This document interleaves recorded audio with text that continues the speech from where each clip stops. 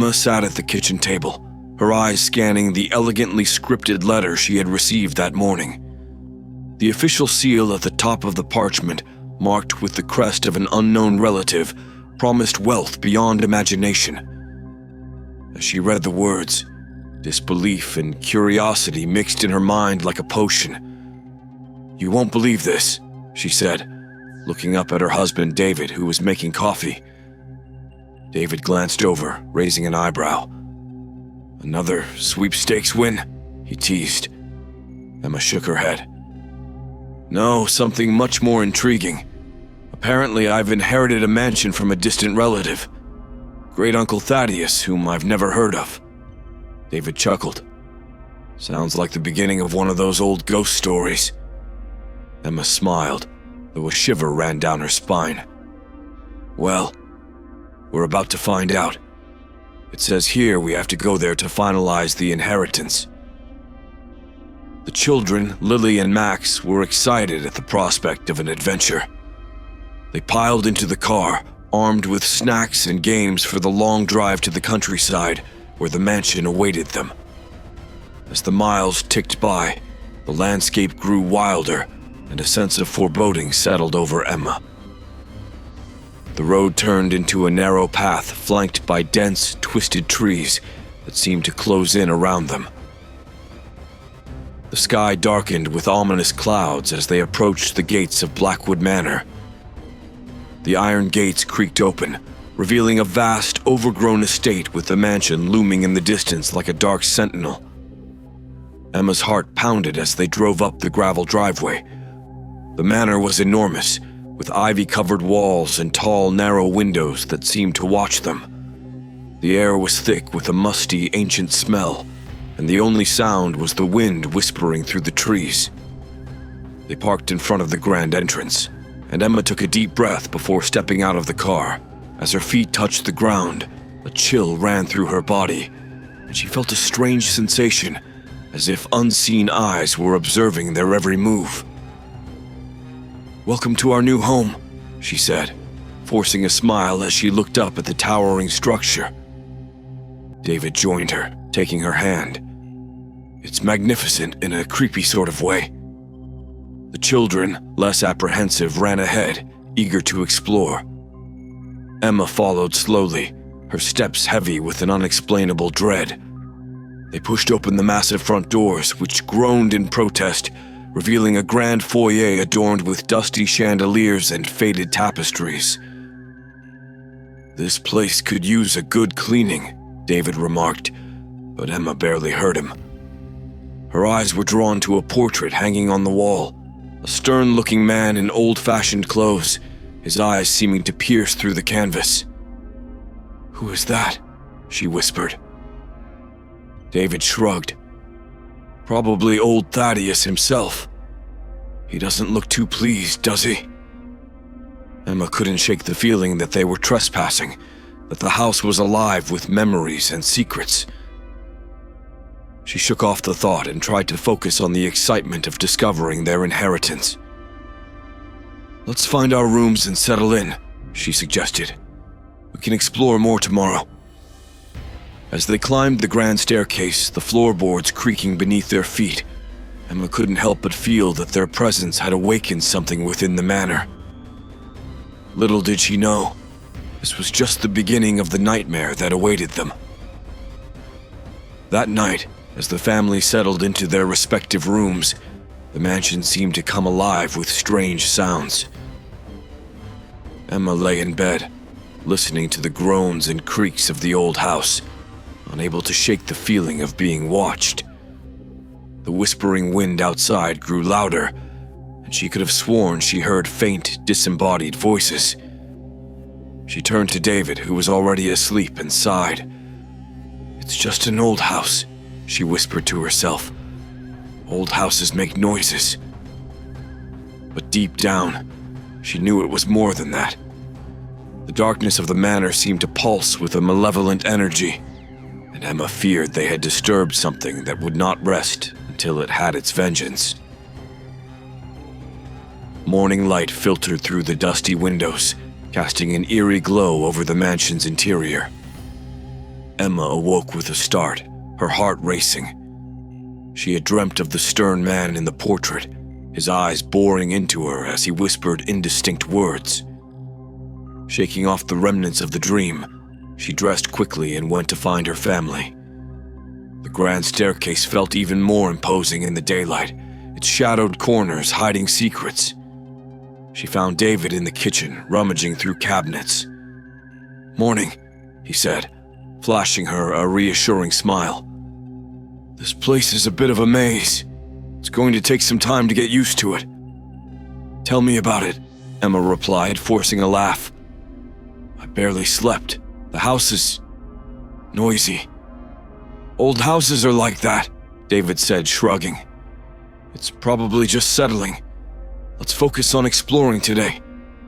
See what we've got here." The children burst into the kitchen, full of energy and excitement.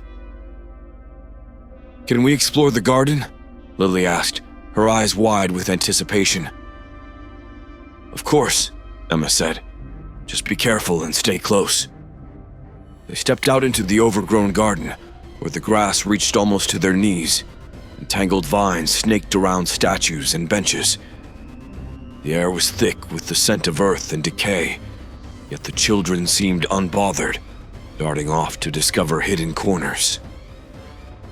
Emma and David walked slowly, taking in the dilapidated beauty of the estate. The garden, once meticulously cared for, now looked like nature had taken over, reclaiming its territory. "This place must have been magnificent in its prime," David mused, pausing to admire a crumbling stone fountain. "It still is in a way," Emma replied, "but it feels haunted." David laughed softly. "That's just your imagination. We've watched too many horror movies." Emma nodded but couldn't shake the feeling of unease. The garden seemed to whisper secrets, the wind rustling through the leaves like ghostly murmurs. She spotted an old shed at the edge of the garden and felt a strange compulsion to investigate. "Let's check out that shed," she said, pointing. David looked hesitant. "It's probably just old tools and junk." "Maybe," Emma said, already walking towards it. The shed door creaked open with a reluctance that sent shivers down her spine. Inside, dust motes danced in the sunlight, and the smell of aged wood and rust filled the air. Shelves lined with old gardening tools and mysterious jars hinted at long-forgotten activities. Emma's eyes were drawn to a small, weathered chest in the corner. She knelt down, brushing away the cobwebs, and opened it. Inside were old photographs, letters, and a leather-bound journal. "Look at this," she said, showing David. They flipped through the photographs, black and white images of stern-faced people in old-fashioned clothing. One photo caught Emma's attention, a young woman standing in front of the mansion, her eyes wide with fear. "Who do you think she is?" Emma asked, showing the photo to David. He shrugged. "Maybe a former servant or relative. Hard to say." Emma picked up the journal, its pages yellowed with age. She opened it to the first entry and read aloud. "October 3rd, 1895. Today marks the beginning of our new life at Blackwood Manor. Thaddeus is as stern as ever, but I am determined to make this place a home. I only hope the rumors about the curse are unfounded." Emma's voice trailed off as she glanced at David. "Curse? What curse?" David frowned. "Probably just old superstitions. But it's interesting, isn't it?" Emma nodded, but a chill ran through her. She tucked the journal under her arm, deciding to read more later. As they left the shed, the wind picked up, and she could have sworn she heard a faint whisper. "Leave." That evening, as the family gathered in the grand dining room for dinner, the mood was lighter. The children recounted their adventures in the garden, and even David seemed more at ease. Emma, however, couldn't stop thinking about the journal and the mention of a curse. After dinner, while David and the children played a board game, Emma retreated to the library with the journal. She curled up in an old armchair by the fireplace and began to read. The entries detailed the daily life of the mansion's previous occupants, painting a picture of both opulence and underlying tension. The woman, whose name was Catherine, wrote about her husband Thaddeus's increasing paranoia and the strange occurrences in the house. December 12th, 1895. Thaddeus claims to see shadows moving in the halls at night. He speaks of a curse placed upon the house by its original owner, a woman wronged by her family. I try to comfort him, but I too have felt an eerie presence, watching, waiting. Emma's heart raced as she read on. The journal ended abruptly with a final chilling entry. January 5th, 1896. Thaddeus has locked himself in the basement, raving about the curse. I fear for our safety. The house grows colder each day, and the shadows, they seem to move closer. I hear whispers at night, calling my name. I fear we are not alone. Emma closed the journal, her hands trembling. The air in the library seemed to grow colder, and she felt a presence behind her. She turned quickly, but there was nothing there. Or so she thought. In the dim light, she caught a glimpse of a shadow slipping out of the room. Emma's breath caught in her throat. The curse was real, and it had been awakened. The following morning, Emma couldn't shake the eerie feeling from the previous night. The journal's ominous words echoed in her mind as she joined her family for breakfast. David and the children seemed blissfully unaware of the mansion's dark history. I found an old journal last night, Emma said, trying to keep her voice steady. It belonged to someone named Catherine who lived here in the late 1800s. She wrote about strange happenings and a curse. David looked up from his plate, curiosity piqued. A curse? You think that's what's causing all the weird noises? Maybe, Emma replied. I know it sounds crazy, but there's something off about this place. We need to be careful. Come on, Mom, Max said, grinning. It's just an old house. There's no such thing as curses. Emma forced a smile. You're probably right. Let's just stay together and keep an eye out for anything unusual. After breakfast, they decided to explore the house more thoroughly. The children ran off to investigate the attic, while Emma and David headed to the library to see if they could find more information about the mansion's history. The library was a vast room filled with towering bookshelves, dusty tomes, and ancient artifacts. As they searched through the volumes, Emma found an old newspaper clipping hidden inside one of the books. The headline read, Mysterious Deaths at Blackwood Manor. David, look at this, Emma said, handing him the clipping. It's from 1896, just after the last entry in Catherine's journal. David read aloud. Several mysterious deaths have occurred at Blackwood Manor, leading to rumors of a curse. The most recent victim, Thaddeus Blackwood, was found dead in the basement, his face twisted in terror. Authorities are baffled, and the mansion remains abandoned. Emma shuddered. It's all connected. The curse, the deaths. Catherine's journal mentioned Thaddeus locking himself in the basement. We need to find out what happened down there. They searched the library for any mention of the basement, but found nothing. As they were about to give up, Lily and Max burst into the room, their faces pale. Mom, Dad, you have to see this, Lily said, grabbing Emma's hand. They followed the children to the attic, where they had discovered an old trunk filled with photographs, letters, and a faded map of the mansion.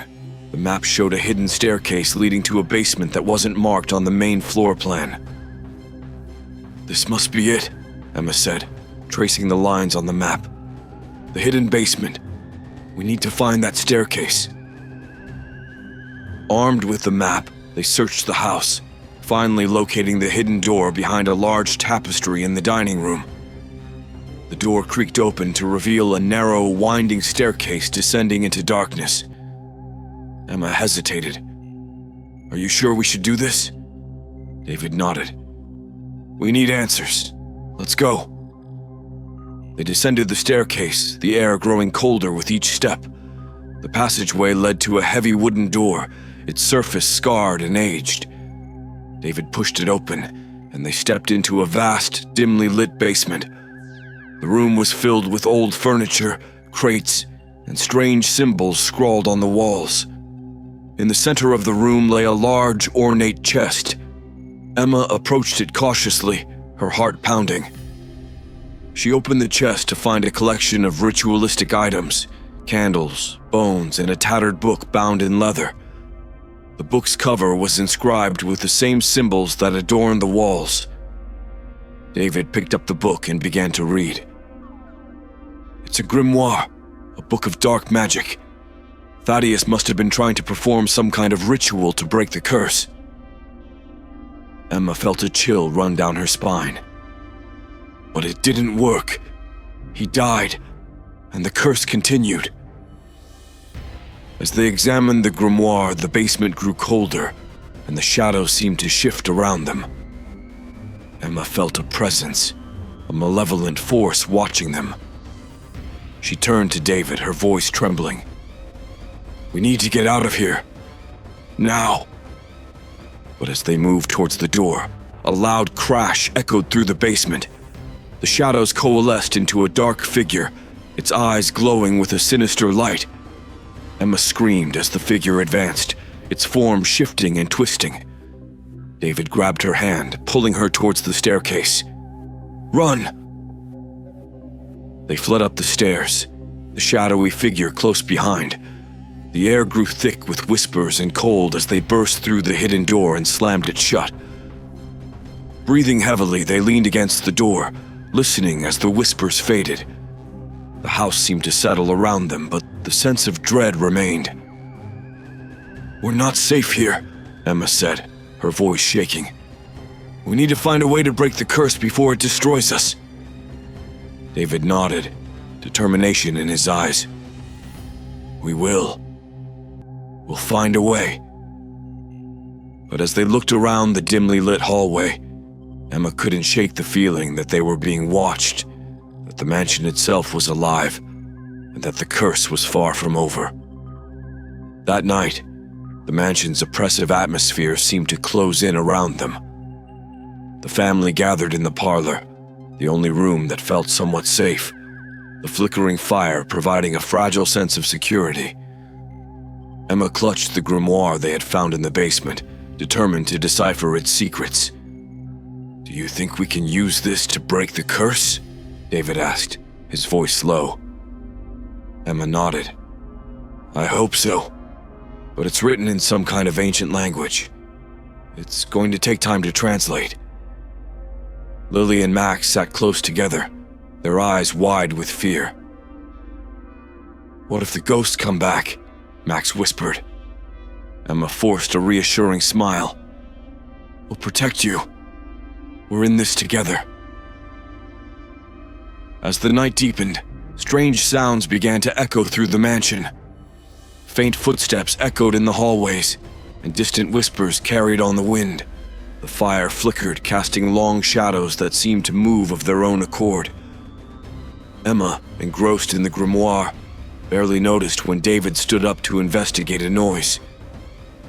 "I'll be right back," he said, though his voice betrayed his unease. "Be careful," Emma replied, glancing up briefly. David disappeared into the dark hallway, the sound of his footsteps fading. The children huddled closer to Emma, their fear palpable. Minutes passed, then an hour. Emma's concern grew into alarm. "Stay here," she told the children, her voice trembling. "I'm going to find Dad." With a flashlight in hand, Emma ventured into the shadowed corridors.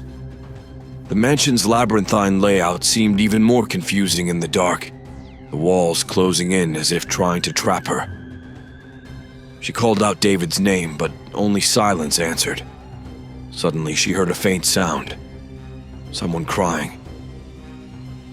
Following the noise, she found herself at the door to a small, forgotten bedroom. She pushed it open, and the crying stopped abruptly. The room was empty, save for a large, ornate mirror that dominated one wall. Emma's reflection stared back at her, pale and wide-eyed. But then, something moved behind her in the mirror. She spun around, but there was nothing there. "David," she whispered, her voice shaking. The mirror's surface rippled, and a figure appeared. A young woman in a tattered dress, her eyes filled with sorrow. Emma recognized her from the photograph in the attic. "Catherine?" Emma asked, stepping closer.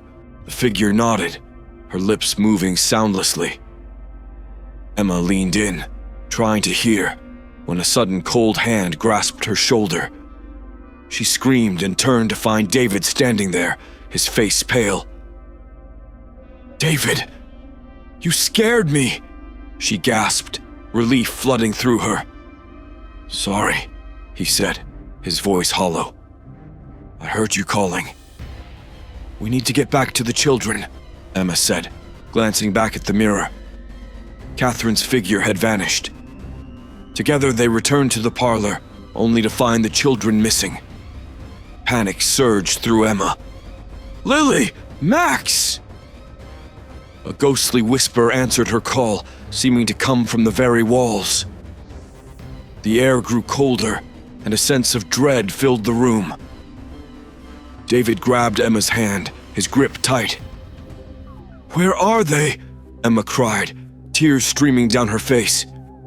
A soft giggle echoed from the staircase. Emma and David rushed towards it, finding Lily and Max standing at the top, their eyes wide and vacant. "Lily! Max! Come down here!" David shouted. The children turned slowly, their movements stiff and unnatural. They began to descend the stairs, their expressions blank. Emma's heart pounded as she reached out to them, but an invisible force held her back. "Mommy," Lily whispered, her voice not her own. "She wants to play." Who wants to play?" Emma asked, fear gripping her. "The lady in the mirror," Max replied in the same eerie tone. Emma felt a chill run down her spine. Catherine's spirit was not at peace, and she was using the children to communicate. Desperation filled Emma as she tried to break through the invisible barrier. "We need to break the curse," Emma said, her voice trembling. "We need to help Catherine." David nodded, his face set with determination. "But how?" Emma glanced at the grimoire. There must be something in here, some way to release her spirit. As they leafed through the pages, the mansion seemed to close in around them, the shadows growing darker and the whispers louder. The children stood motionless, their eyes unblinking. Finally, Emma found a passage that seemed relevant. "Here, it says we need to perform a ritual to cleanse the house and free the trapped spirits. We need specific ingredients, herbs, candles, and something belonging to the spirits." David's eyes widened. The artifacts in the basement, they must belong to Catherine and the others. "Exactly," Emma said, hope kindling within her. "We need to gather everything and perform the ritual. It's our only chance." As they prepared to head back to the basement, a loud crash echoed through the house, followed by a bone-chilling scream. Emma's heart raced, knowing that time was running out. The curse was tightening its grip, and they had to act quickly to save their family and end the nightmare that had begun centuries ago. Emma and David moved quickly, gathering the children and heading towards the basement. The eerie sounds and whispers grew louder, filling the air with a palpable sense of dread. The mansion seemed to pulse with a malevolent energy, as if it were alive and aware of their intentions. With the grimoire clutched tightly in her hands, Emma led the way. The children, still under the influence of the spirit, followed in a trance-like state. David kept a firm grip on their shoulders, guiding them down the narrow, winding staircase to the basement. The heavy wooden door groaned open, revealing the dark, cold space beyond. The symbols on the wall seemed to glow faintly, and the air was thick with an oppressive chill.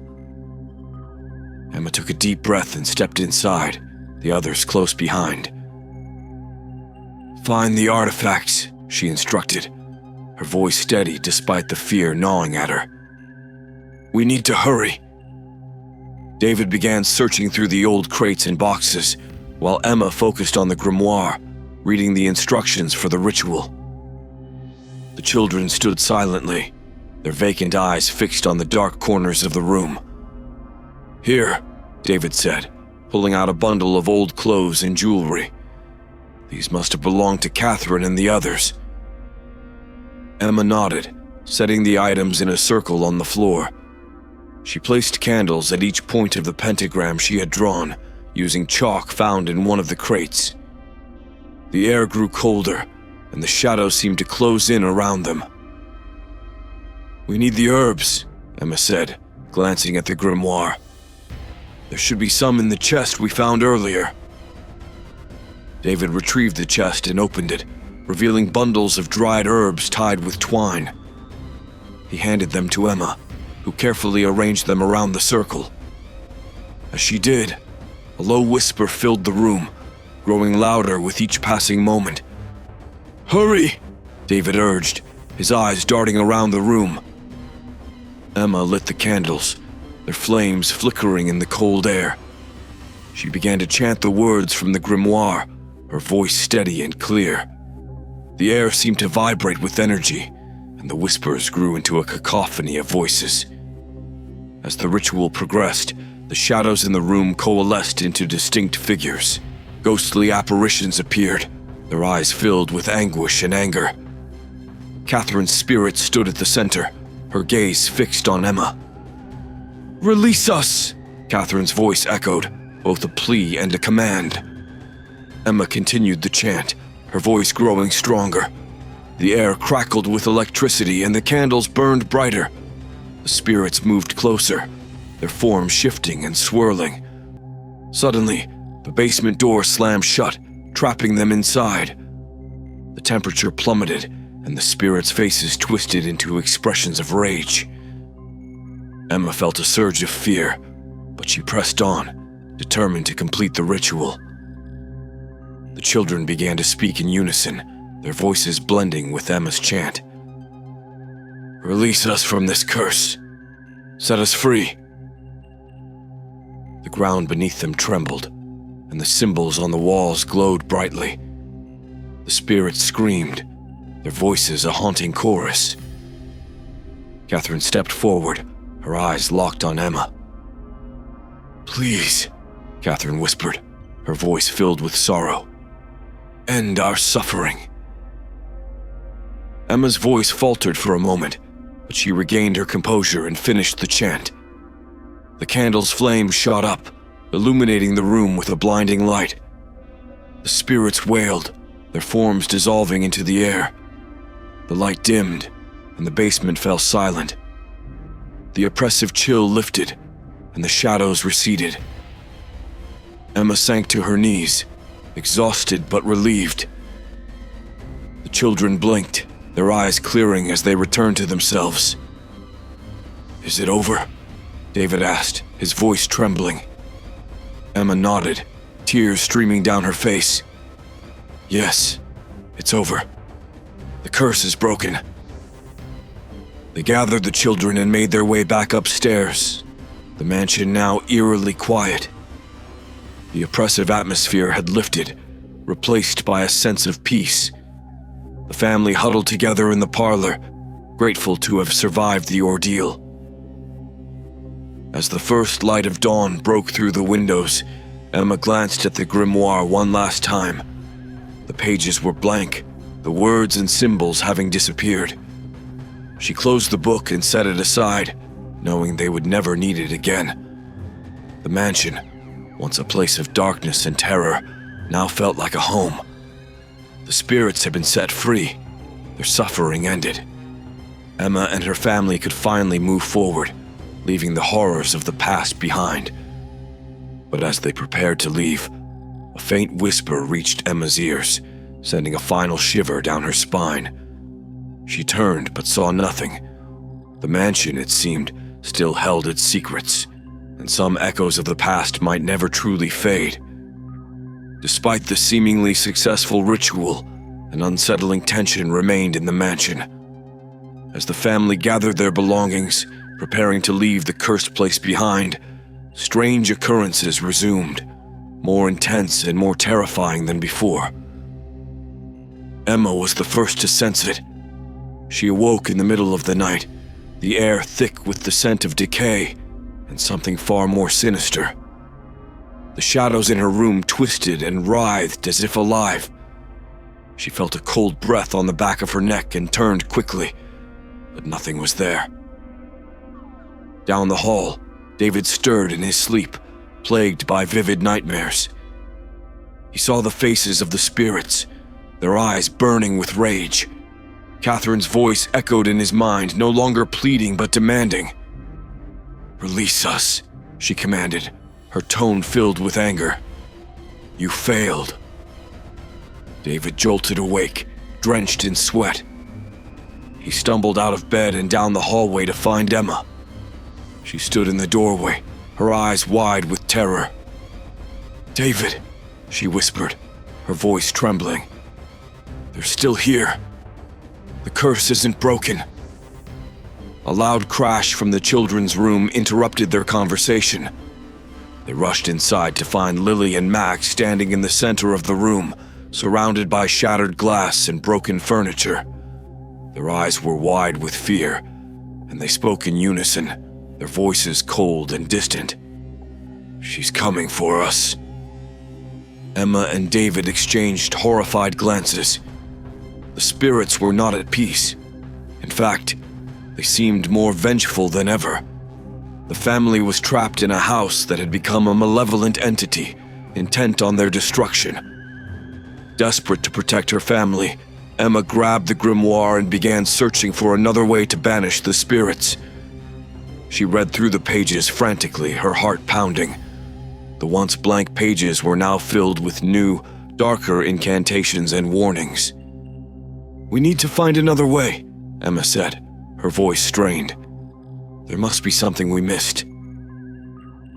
David nodded, his face pale. "We need to go back to the basement. Maybe there's something we overlooked." They gathered the children, holding them close as they made their way down the winding staircase once more. The basement door loomed before them, and Emma felt a surge of dread as they pushed it open. The room was colder than before, the symbols on the walls glowing with an unnatural light. The air was thick with a malevolent presence. The spirits were waiting. As they stepped inside, the door slammed shut behind them, trapping them in the darkness. Emma lit the candles, their flames flickering weakly against the oppressive gloom. The shadows coalesced into the forms of the spirits, their faces twisted with rage and pain. Catherine's spirit stepped forward, her eyes burning with fury. "You cannot escape. You will suffer as we have suffered." Emma held up the grimoire, her voice steady despite her fear. "We're here to end this. Tell us what we need to do." The spirits hissed and wailed, their voices blending into a cacophony of anger and sorrow. Catherine's face softened for a moment, and she pointed to the grimoire. "To break the curse, you must sacrifice that which you hold most dear," she said, her voice filled with sorrow. "Only then will we be free." Emma's heart sank. The price to end the curse was more than she had ever imagined. She looked at her family, their faces filled with fear and desperation. Could she make such a sacrifice? David stepped forward, his jaw set with determination. "If it means saving my family, I'll do it." "No," Emma said, her voice breaking. "There has to be another way." Catherine shook her head. There is no other way. The curse demands a life for a life. Tears streamed down Emma's face as she realized the gravity of the situation. She clutched the grimoire, her hands trembling. The spirits closed in, their whispers growing louder. Choose, Catherine commanded. Emma looked at David, then at her children. She couldn't bear to lose any of them, but she knew what had to be done. She took a deep breath and stepped into the center of the pentagram. I'll do it, she said, her voice resolute. I'll sacrifice myself. David's eyes widened in horror. No, Emma, you can't. I have to, Emma replied, her voice steady. It's the only way to save you all. As she began the final incantation, the room shook violently. The spirit's screams filled the air, and the candle's flames flared brightly. Emma felt a cold hand grip her heart, and she knew her time was short. Take care of them, she whispered to David, tears streaming down her face. With a final heart-wrenching cry, Emma completed the ritual. The spirits wailed one last time before dissolving into the air, their forms fading into nothingness. The oppressive atmosphere lifted and the room fell silent. Emma's body crumpled to the ground, lifeless. David and the children rushed to her side, their cries echoing through the basement. The curse was broken, but the cost had been immense. The family left the mansion the next day, carrying the weight of their loss with them. Blackwood Manor stood silent and empty, its dark history finally laid to rest. But the memory of that night and the sacrifice Emma had made would haunt them forever. As they drove away, the first light of dawn broke over the horizon, casting a gentle glow over the mansion. It was a new beginning, but the echoes of the past would always remain. The journey home was a silent one. The weight of Emma's sacrifice hung heavy in the air, each family member lost in their own thoughts. David clutched the steering wheel, his knuckles white, eyes fixed on the road, but seeing only the horrors they had left behind. Lily and Max sat in the back seat, their faces pale and drawn. They clung to each other, their childhood innocence shattered by the nightmare they had endured. The once lively chatter and laughter were replaced by an oppressive silence. David tried to keep himself composed for the children's sake, but inside, he was unraveling. The image of Emma's lifeless body haunted him, her final words echoing in his mind. He knew he had to be strong, but the sorrow and guilt gnawed at him, threatening to consume his sanity. Days turned into weeks, and the family struggled to find a semblance of normalcy. David took leave from work, unable to focus on anything other than the loss of his wife. He spent his days in a daze, haunted by nightmares and memories of the cursed manor. Lily and Max returned to school, but they were different, quieter, more withdrawn. The teachers noticed, but the children refused to talk about what had happened. Their friends tried to reach out, but Lily and Max had built an invisible barrier around themselves, shutting out the world. One night, as David sat in the darkened living room nursing a glass of whiskey, he heard a soft whisper. He froze, his heart pounding. The whisper grew louder and he recognized Emma's voice. David. He turned, but the room was empty. He shook his head, trying to clear the fog of grief and alcohol. But the whisper came again, more insistent. David, help us. He stood up, the glass slipping from his hand and shattering on the floor. Emma? He followed the voice to the children's room. Lily and Max were fast asleep, but their faces were twisted in discomfort. David's heart ached at the sight. He knelt beside them, brushing a strand of hair from Lily's forehead. I'm here, he whispered. I'll protect you. But the whisper didn't stop. It grew louder, more urgent. David backed out of the room, his mind racing. Was he losing his sanity? Was the curse still haunting them? Over the next few days, the whispers became more frequent. David heard them in the house, in the car, even at the grocery store. They filled his mind, driving him to the brink of madness. He couldn't escape them, no matter how hard he tried. Desperate for answers, he returned to the grimoire. The pages were once again filled with cryptic symbols and incantations. David pored over them, hoping to find a way to bring Emma back, or at least silence the voices. One entry caught his eye, a ritual to communicate with the dead. It required a personal belonging of the deceased and a place of strong spiritual energy. David knew what he had to do. That night, he took a lock of Emma's hair from her brush and drove back to Blackwood Manor. The mansion loomed in the darkness, its presence as foreboding as ever. David's heart pounded as he approached, but he was determined to end this once and for all. He entered the basement, the air thick with memories and sorrow. He set up the ritual, placing the lock of hair in the center of the pentagram. As he lit the candles, the room seemed to come alive with a dark energy. David began to chant the incantation, his voice trembling. The air grew colder, and shadows flickered around him. The candle's flames danced wildly, casting eerie shapes on the walls. "Emma, if you can hear me, please come back," David whispered, his voice breaking. "I need you. The children need you." For a moment, nothing happened. Then the room was filled with a blinding light. David shielded his eyes, his heart racing. When the light faded, he saw Emma standing before him, her form shimmering and ethereal.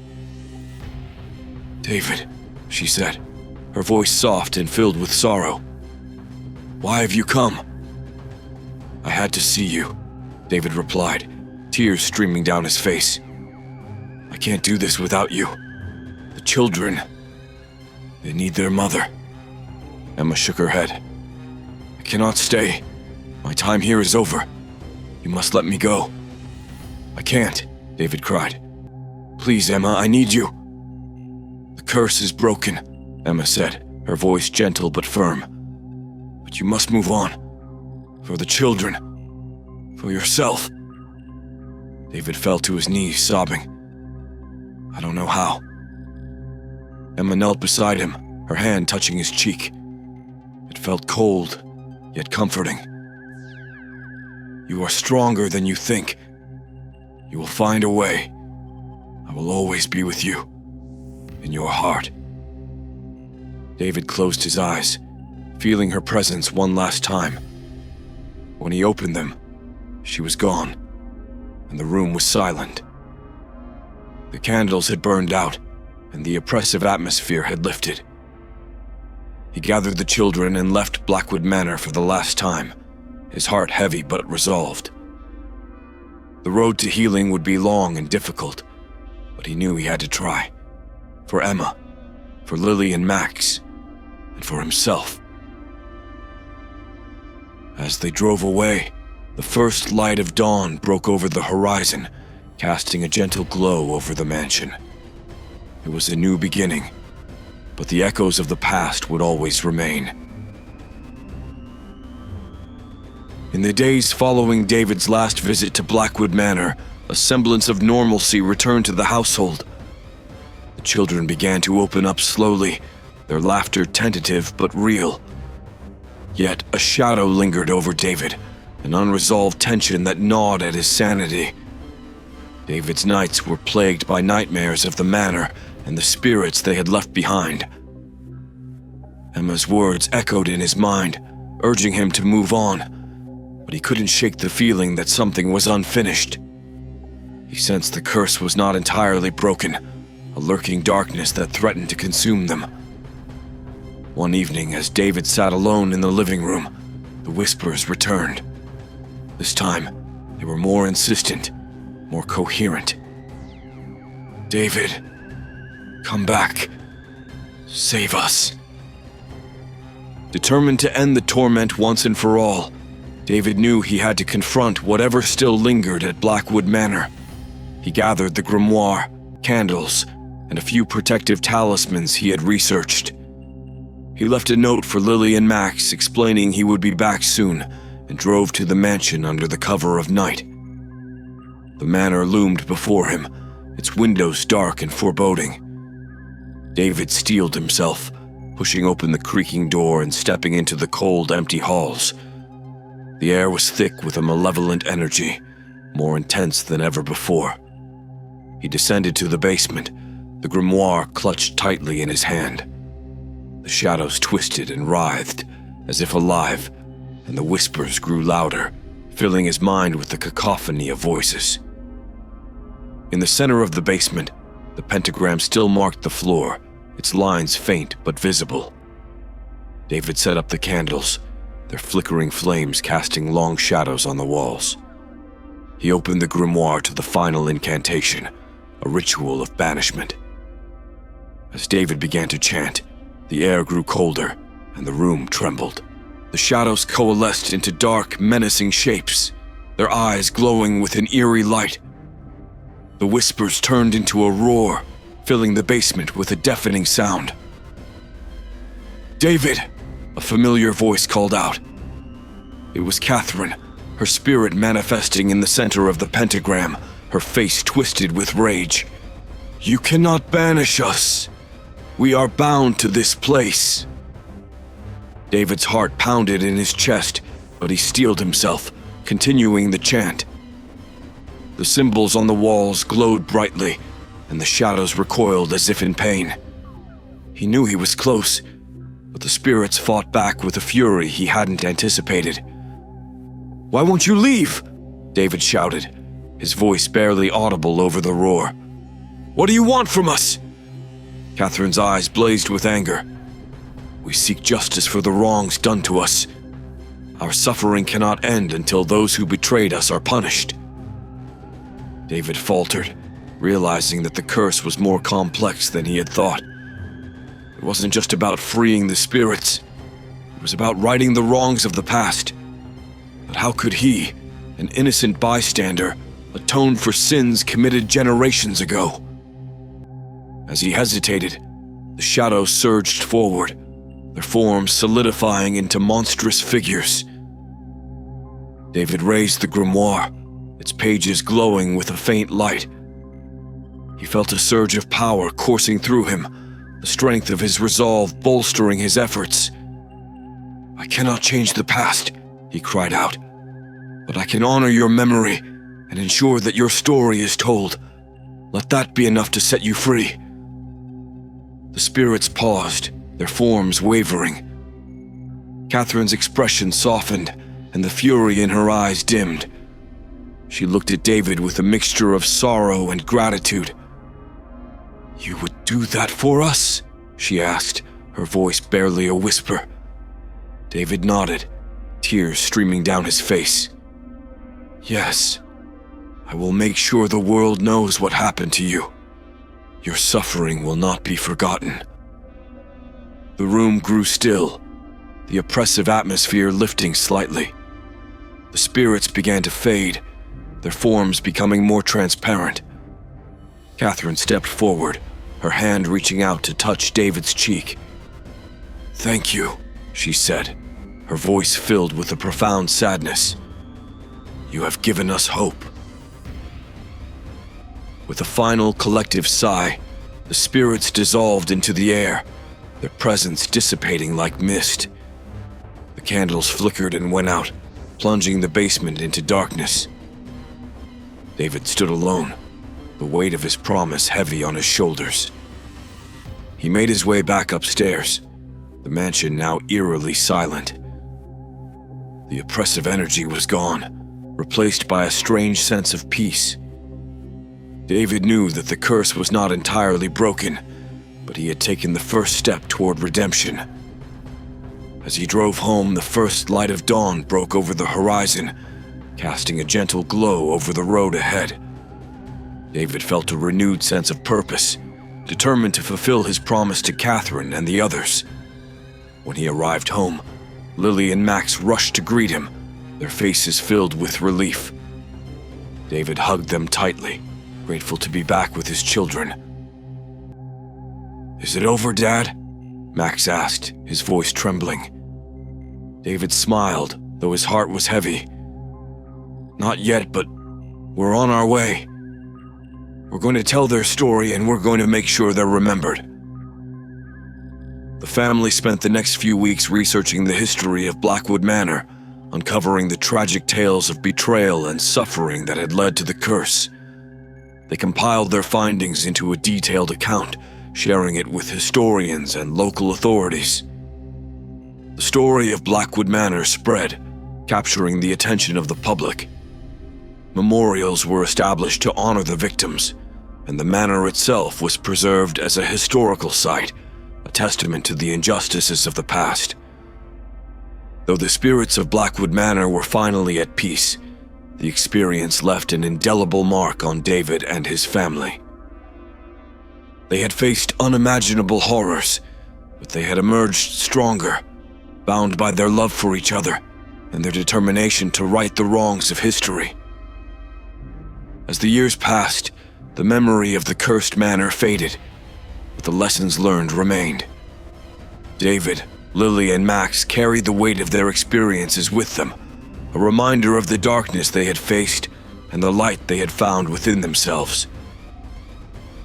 David's resolve to honor the memory of the spirits and expose the truth about Blackwood Manor had brought a measure of peace, but he knew the final step to breaking the curse required a significant sacrifice.